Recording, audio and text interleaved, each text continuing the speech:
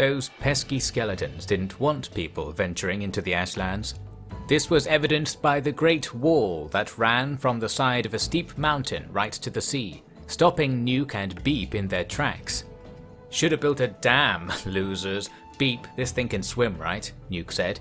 "I will ask the water. Beep," Beep said. Didn't inspire the most confidence, but the swimming option was out for a different reason. A speeding, sharp, airborne reason. No, not superluminal millipedes, harpoons. Subluminal, but still very painful. Not such a problem when you're encased in a foot of steel armor, though. There was a large sandstone tower overlooking the end of the wall, and now Nuk could see skeleton figures atop it operating harpoon cannons. "Beep, either you let me in there with you or turn it around. I'm fleshy, remember? Fleshy," Nuk insisted. "Oh no! You are made of inferior material. Beep! I cannot let you in until the reckoning is complete. Beep! It would be too exciting for you." "Please, your majesty, let's just go back. Physically and verbally. And I don't mean physically as in I point, you go. Checkmate?" With mating in check, the pair ran west, away from the wall and tower, and towards the mountain blocking the other end of the passage. Fortunately, the mountain could be simply circumvented, giving access to a wall-less open plain. Unfortunately, a different kind of defense had been employed here. "Oh, it's the Dreg Market new men. They're in on this too," Nuk complained. Yes, ahead were bands of poorly built humans or poorly disguised skeletons. This mountain had a hollow crater at the top, which was where these new men lived, if you call that living. "Don't you go trashing my new man brothers," Rick said from very afar. "They got humans pretending to be skeletons and skeletons pretending to be humans out here," Nuk said. "Pretending? They are what they are, bucko." "Well, they are trying to kill us." "Attaboys. Do your best, old man." Fortunately, Beep's pumping pistons gave her a burst of speed, and the angry new man warriors were left in the dust. Dust? Or was it ash? The ground became greyer and greyer as Beep stomped south, and the skyline twisted into a patchwork of black and white, the white of ash clouds and the black of Goliath First Empire ruins, slumped onto the great pillows of debris encasing the land. "Izzy, it's like your thing," Nuk said, looking around at the unfathomable hulks of inscrutable structures and machines. "Oh, Nuk, don't even tell me. Preserved First Empire tech. Shit. Please, tell me that place is ripe for exploring," Izumi said. "Depends if any of these buildings are about to get up and shoot giant lasers all over the place. What do you think, Beep?" "Beep! There is a powerful light here, but it is not the Great Mover. Beep! What are they doing?" "What's who doing?" "Uncountable skeletons." "I'm counting 0. What do you mean?" "Data skeletons. This way. Beep!" Beep said, and she set off at once into the jungle of metal. There were a few actual skeletons walking the Ashen Hills, and as Rick had claimed, their armor was just like the samurai, or the other way around, of course. Only these skeleton legionaries had plated their armor in First Empire alloys, the same pale brown material the ruins were coated with. I suppose all that really mattered there and then was that they were no match for a speeding Beep. The pair traversed a hill, and in a hollow beyond it was what appeared to be an enormous crinkled egg, that very same brown in colour, but coated with clumps of ash that clung to the ridges. In the time it took to formulate this description, Beep had run inside the thing. It was filled with machines.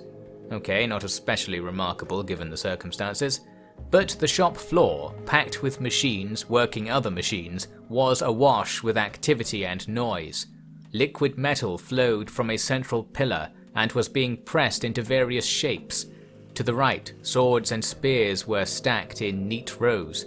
To the left, arms, legs and faceplates lined racks and shelves. The workers, all missing their heads, detected Beep and looked up at her with curiosity in their shoulders. "This is where the data can be made to feel. Beep! They will make more. The lights are in the ground, but they're getting closer. Beep!" Beep reported. As useful as that was, it wasn't what the locals wanted to hear, apparently. Even after thousands of years without visitors, they still knew how to lob half-cooled swords across a warehouse like it was the 73rd International Fleshy-Killing Games all over again. "In through there!" a voice shrieked, coming from everywhere, as these voices were wont to do. "Beep, you hear that?" Nuk called. "Oh, Beep! I do not mean to intrude. Let's protrude instead. Beep!" Beep nodded thoughtfully. She and Nuk protruded themselves back outside, and then stayed there. That is to say, they ran away, with a bona fide legion of pursuers soon fading into the clouds of kicked-up ash. My prince, what was all that? Wadston asked once the coast was clear. "Looks like they're making weapons, and limbs that want to use them," Nuk said. Making new skeletons. "Looks like it." "Not new, renewed at most. Making new ones is against the rules," Rick claimed. "Does your master play by the rules?" "She is the rules. She can't break 'em. Skeleton thing, you know. All she can do is remake the skeletons that once existed." That's the data skeletons? Beep! They still exist, but they are like waves. Beep! They will not kill you. They must want to kill you, so they are changing again. Beep! "Couldn't put it better than that," Rick said. "Master Ricard, does this mean they won't be able to create additional warriors, give or take these replacements?" Isaiah asked. Yeah. But that's like saying Earth's a stone throw away, give or take a light minute. Ain't you been reading the Neo classics? Skeletons had enough kapow to take out the Earth clans. I know what she's doing. She's gonna rebuild what we lost on the final day. Lift them all up from the ground, like the Squeaker Queen said. Say, Prince, you see any gigantic fuck-off towers with, like, arms and shit coming out? Yeah, loads. The buildings here are in the damn sky. Bigger than the usual First Empire stuff we look at, Nuk said. 'Cause it's military. 'Cause it's Goliath tech. If Caddy gets that old stuff purring, I don't know what'll happen. She'll turn the rest of the world into the same thing as that Ash place, I wager. Elena said. And if the Bugmaster is to be believed, she'll turn all of us into whatever she wants. Goodbye Gustafsson, hello Gustavsson, right? Twitch said. Well, fuck that, Nuk said. If anyone's turning anyone into anything else, it's gonna be wholesome and meaningful, like a skeleton into a new man, or an old-ass Czech into an egg. Basically, this whole place is gearing up to kill us, but 2 can play at that game. Or 3. Or everyone. Beep, let's get back. We need to get busy. Fuck, I mean... Oh, you probably know what I mean, right? I interpret all meanings, and I approve greatly, Gustafsson said. Is that the green light from Bad Green? It's either the end of the world or the start of a new one. Let's get into this, boys, Rick commented. Step 1 was getting Nuk out of the ash pile. That was also steps 2 through 200,000, steps that Nuk experienced violently and rapidly while clinging for his life on the back of his speeding hot rod. After a few hours, he collapsed in a pile back in that distant Mankmouth bar. Well, Prince Teshino, time to get busy, as you said, Isaiah said.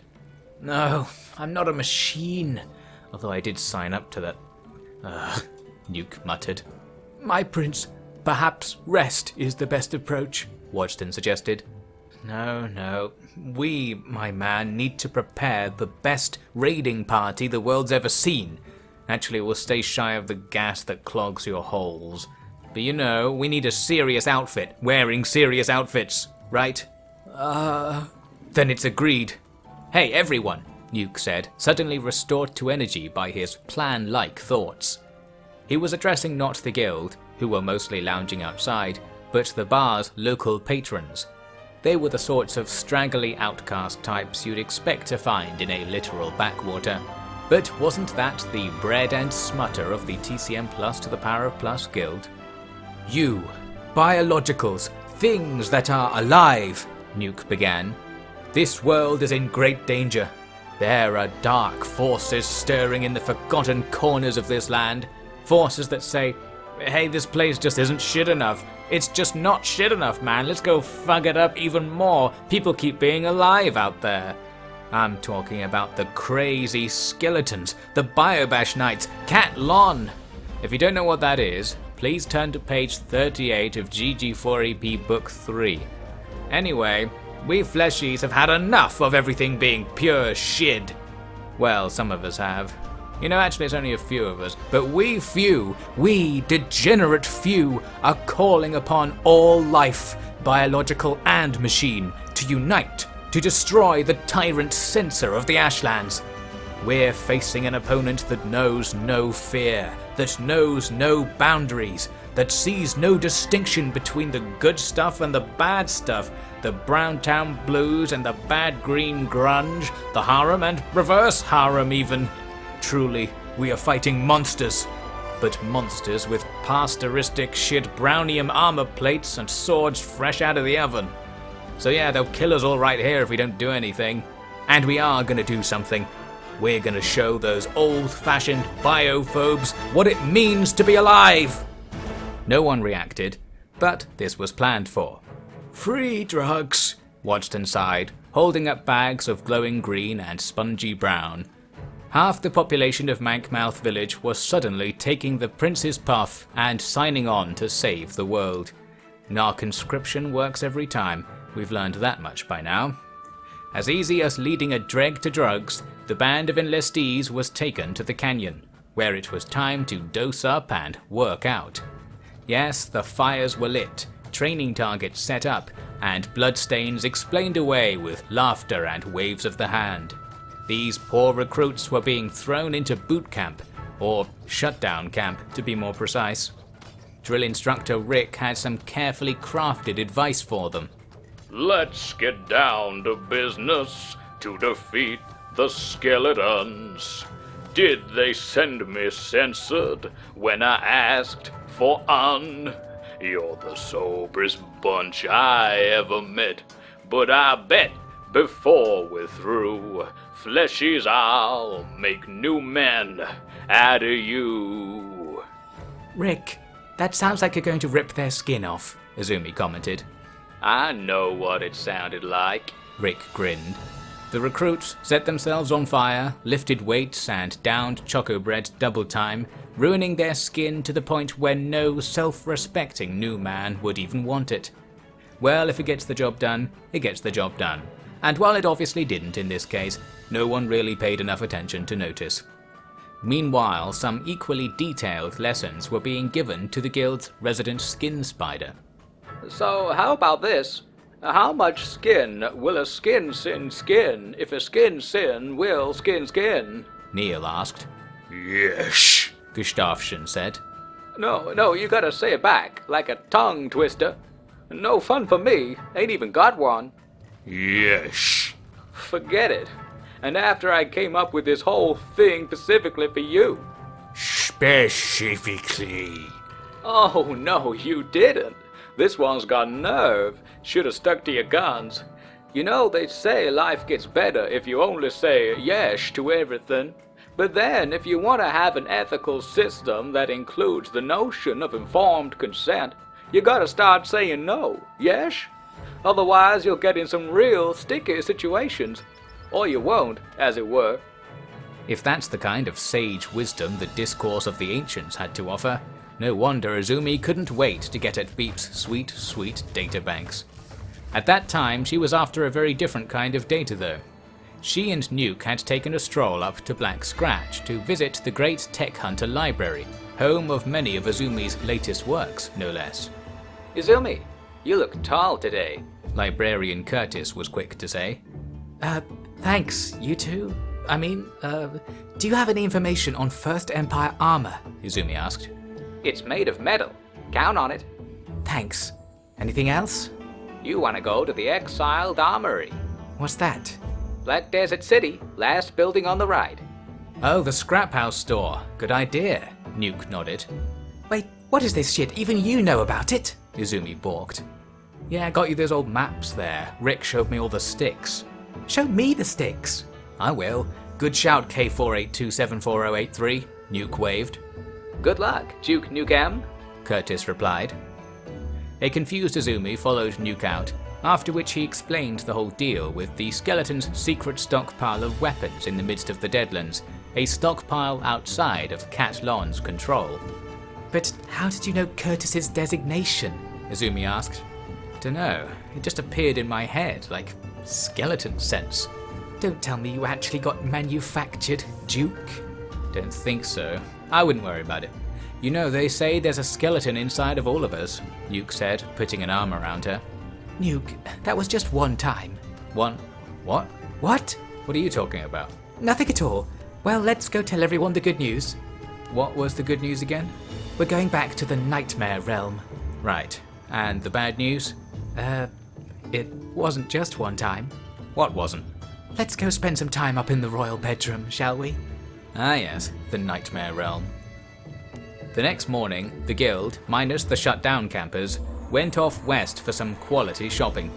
They travelled to the edge of the Deadlands, where they left the Shek high and dry, then everyone else dashed through the darkness and acid rain to fumble their way to Black Desert City. What the actual fug is this? Quartermaster Quinn shouted upon seeing a band of dripping wet biologicals drag themselves into the supposedly secret weapons depot. Calm down, Q. They're with me, Rick said. You're doing biological stuff with all them, and you still looking like that? Stobe forgive us. Again. Yeah, look, we're gonna do the thing, you know. I don't want to know what you fleshies get up to with your... and your... I mean the big thing. The, caddy thing. Man, I don't think you're quite out of the woods with your wording there, Nuk advised. We're gonna roll up on the Ashlands and take over, Twitch shouted. Now this got all the skeletons listening. You serious, General? Quinn asked. Yep, that's the deal with these heartbeaters. Cadlan's posturing real hard, as usual, you know. But this time, looks like she actually gonna do it. Think she's heard about the stirring, so might as well stir hard as we can. Good news then, Quartermaster. You did your job, right? Kept all these weapons till we needed them. Might not need them after this. Well, if you're serious, General, then let's get these bags geared up. Quinn nodded.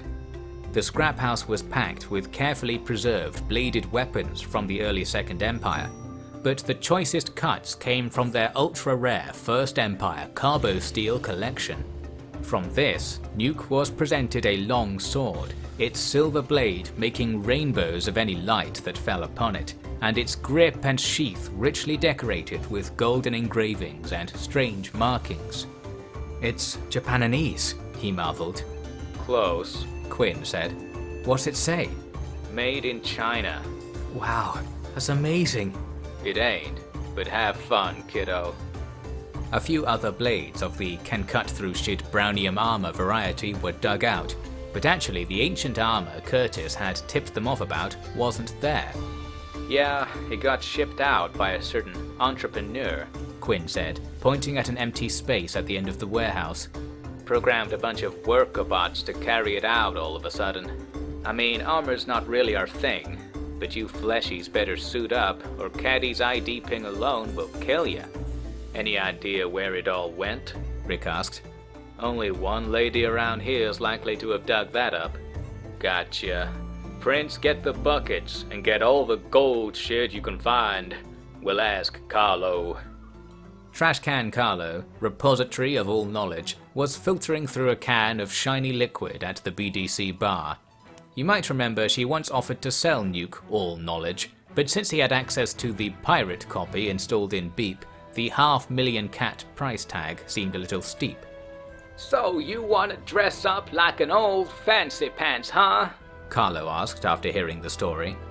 Hey, never used to get complaints, and the fleshies here need a fighting chance. Come on, Carlo, won't you do it for me? Rick said. Red Rick's asking me to do something for free. What is this shit? World's changing, Carlo. Might just be ending too if you don't tell us where that armor is. Alright. Give me a smacker first though. You serious? Old time's sake all this is, ain't it? Well, I want something from the old times too. You remember that, huh? That's kinda my thing. Remember when you didn't have all that stick to swing too, you overclocker? Fine, just shut up, will ya? Oh yeah, that's how it used to be, alright. Say it again. Closer this time. Rick was a little self-conscious that Nuk was staring at them, and behind him a large group of eager artists were pretending to be inspecting fascinating rivets in the wall. Let's go upstairs, trash. Yes, sir, General. Carlo said, jumping to her feet and clambering up a ladder through a hatch in the ceiling. Roughly 3 minutes later, Rick slid back down that ladder. King, he said. I'll say. Carlo's voice echoed. What? Nuk said. Old Wirehog calling himself the Armor King, Rick said. He's out there tinkering and got all the pieces we need, and I got us some coordinates. For free? For services rendered. What's that? You know, befriended and rendered. Not really. We gonna need another comic. Let's roll out. It was these shenanigans that led the guild back to the Yellow Valley of Okran's pride in the Old Holy Nation. The richness of the valley was very much to do with the wide blue river that snaked through it. It came from the northern mountains, and the coordinates Rick had traded so smoothly for were pointing them into those banks of steep cliffs and dank vines. They hiked along old trails high above the river's sheer canyon until Rick suddenly stopped. That's about as close as we're getting, he said. Why? Izumi asked. This is the coordinates, except we're slightly off. Then we can get closer. Oh, Princess, please. Well, it's a big drop and it's mighty wet down there. Rick, don't say that. No, Miss Izumi, he's right, Isaiah reported. He was leaning over the edge of the canyon, where several Second Empire buildings had collapsed into the river long ago. One was still clinging to life on a bank of silt to one side, but any passage to it was long gone. Who remembers their swimming lessons? Nuk called. A loud groan from the Shek was ignored, and the guild went further along the canyon, where the sides shallowed and it was possible to climb down into the water. Come now, you all want to see this shiny armor, the armor of our distant ancestors, Isaiah said. The 1,000 Guardians didn't stop complaining for a single moment, yet they still splashed forward on a nice evening swim down the quiet river. Actually, this is probably from before you lot, Twitch commented, but he happened to be walking on the riverbed, so there wasn't much to hear of it. Several hours of swimming and breathers on the banks were ahead of them, but surely the reward would be worth it. It had better be, for to take on the Second Empire, they needed the finest protection on offer. And if that protection just happened to be the most fashionable apparel this side of Earth, wouldn't that be a bonus? As was soon to be learned, the Armor King certainly thought so.